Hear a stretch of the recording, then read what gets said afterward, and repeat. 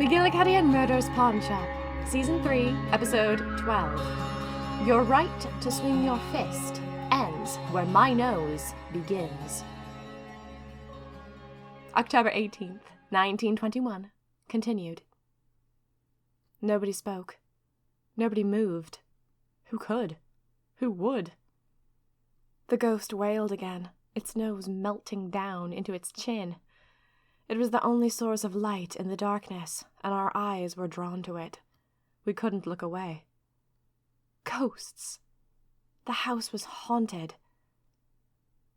The apparition screamed again, and when it did, my blood froze. Fear beaded on my skin like sweat.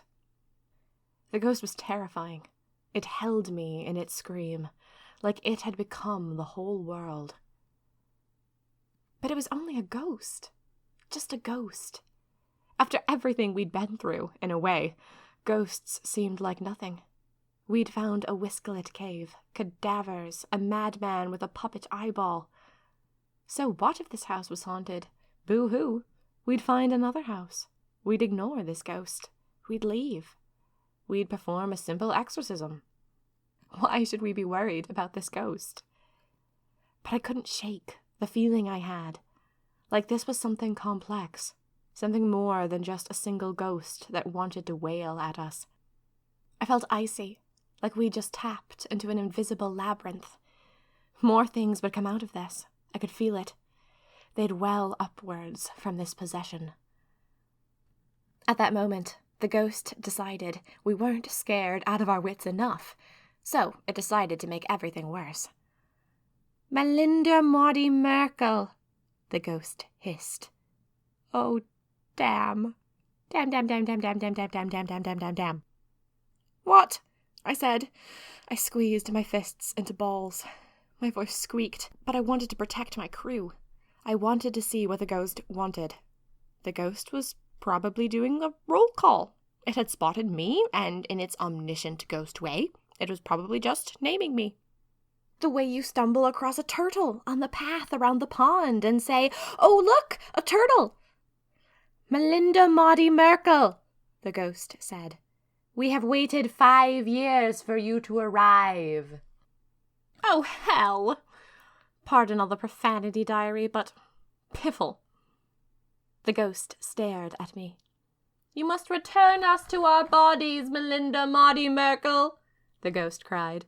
"You must return us all to our bodies." I turned green. The ghost was melting, and so was I, on the inside. Return them to their bodies? What was that supposed to mean? Was I doomed to raise an army of the undead? "What?" I said. "Return us!" the ghost cried.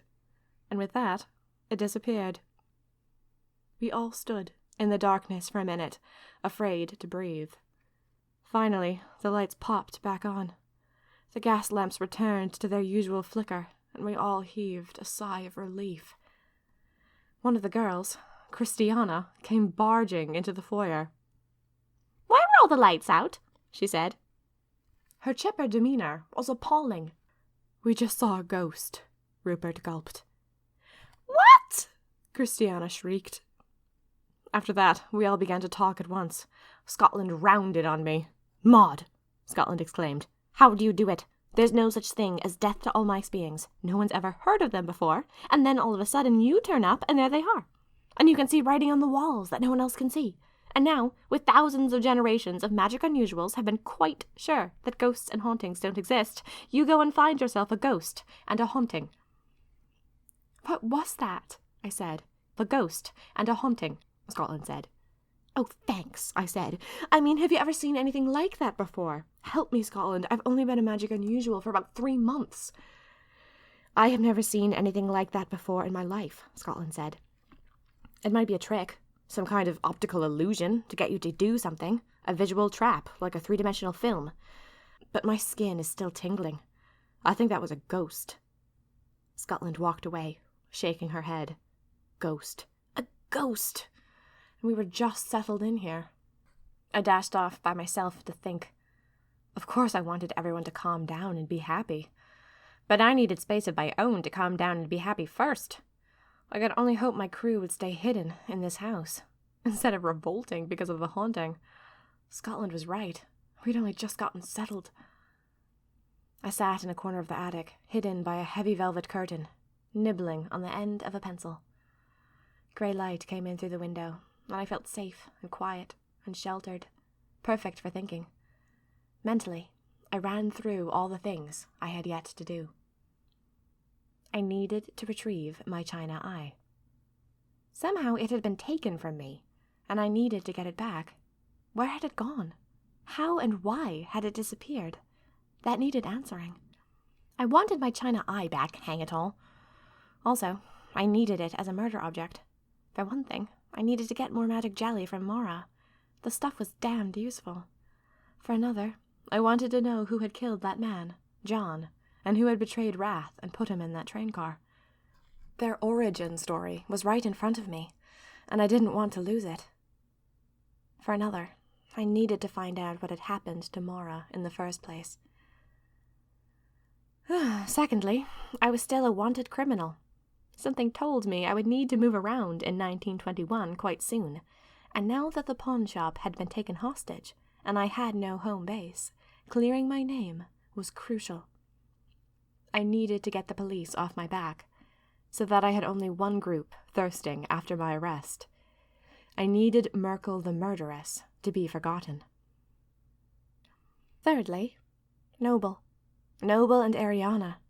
They were still in the cave of the Whiskelets. I needed to get them back. Before I could bring Noble safely back, however, I had to find out how the night enthusiasts were tracking him at all.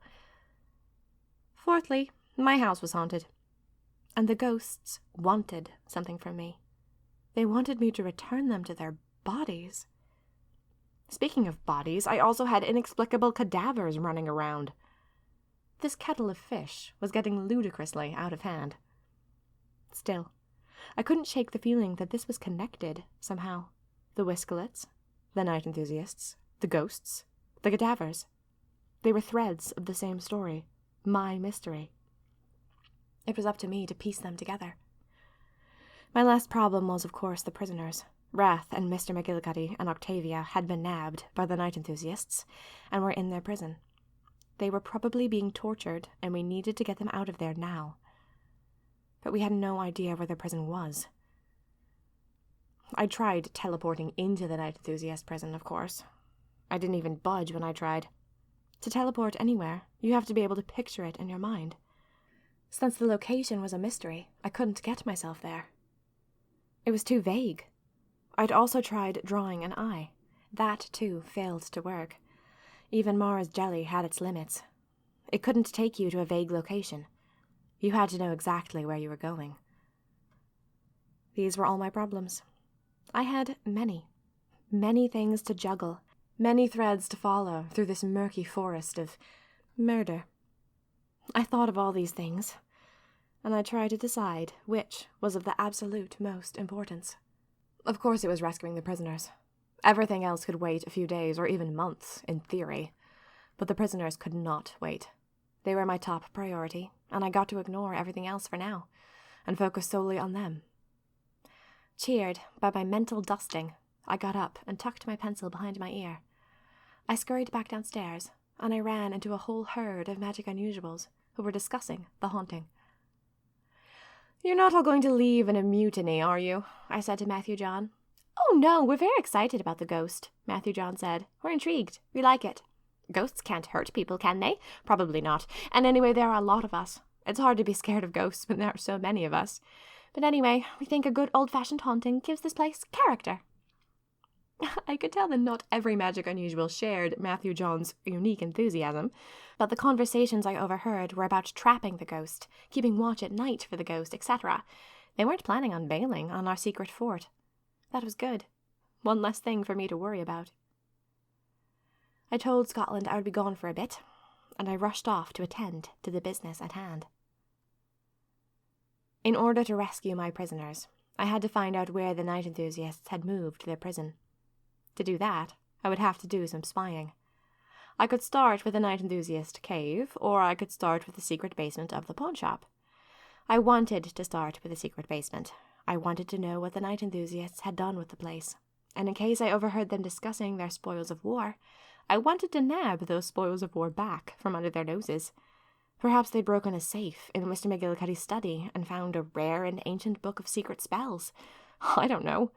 But if they had anything good, I wanted to keep it out of their grubby little paws. Really, I just wanted to see if our home was all right. So I went there first. I used an eye symbol to teleport into the secret basement of McGillicuddy and Murder's pawnshop. The blessed thing about Mara's jelly was that the creator of the symbol controlled the teleportation, and it appeared as long as I had been in the time period, I could travel from time to time without a murder object. For example, I have never been in 1300s France. I don't think I could use Mara's jelly to get myself there. I'm certain I could never project myself forward into 2021. But since I have been in our 1800s secret basement, and I have been in my haunted house, I was able to move seamlessly from one to the other. Simply having existed in a time, at any point, allowed me to teleport myself there. Very handy. I deliberately returned to a broom closet in the kitchen area of the secret basement. Oh, that smell. I felt homesick, and I've only lived there for a few weeks. When I arrived, things were quiet, but I could hear the soft thrum of dialogue in the distance. The night enthusiasts were still in my home, and I didn't blame them. If I got a hold of the night enthusiast cave, I would have combed every inch of it. I crept out and looked around. It felt strange to be back. I felt like I was playing a game. You know when you're a child and all your friends are hidden somewhere under cushions and you're all sneaking around pretending to be cops and robbers, spying, sneaking, lunging. I was in my home, creeping about. It felt like a game. I turned the corner and listened. The conversation was a bit louder here, but I still couldn't make out the words. I poked my head down the hall and decided to risk it. Perhaps I could creep a bit closer. I was about to make my move when I heard a sound behind me. I split. I dashed down a different hallway and ducked behind a curtain. Except it wasn't a curtain. It was a cloth door. And when I found myself on the other side, I found myself in a room. The room wasn't all that special. It was nice. It was one of the libraries. What made the room special was the person in it. It was Ariana. "Ariana!" I cried. Before she spoke, I thought perhaps it was another one of those cadavers. But then she did speak, and I knew it really was Ariana. "Maud," Ariana said. "How did you get out of the cave?" I said. "You ran off. You didn't have any jelly. You didn't have any murder object. How did you get away from the Whiskelets?" In a flash, I realized it. I'd been such an idiot. When Ariana had run off in the Whiskelet cave, and Octavia had come back, I should have seen it immediately. "You lying little creep," I said. "Harsh words," Ariana said, "but then again, I did take your fort away from you." "You can change your appearance," I said. "I'd forgotten. It's how you changed the color of your eyes when you tricked me into befriending you. It's how you got us out of the night enthusiast cave when they were looking for you, and when Wrath was making his speech. You can make yourself look like anyone. It wasn't Octavia who came back and told us that Ariana had run off. It was you. You took her clothes and made yourself look like her, and you told us that Ariana had escaped. What did you do to Octavia? Is she dead?" "Good God, I didn't kill her," Ariana said. "I just left her in a house, knocked out and stuffed under the bed. I'm sure she's fine by now. A little scared, probably, but fine." "Does she have a murder object and jelly?" I said. "No," Ariana said. "She can't get out," I said. "If she doesn't find Noble, then she could be stuck in that world for the rest of her life." "Look, I'm sorry," Ariana said. "I saw my chance and I took it. Oh, I could just murder you."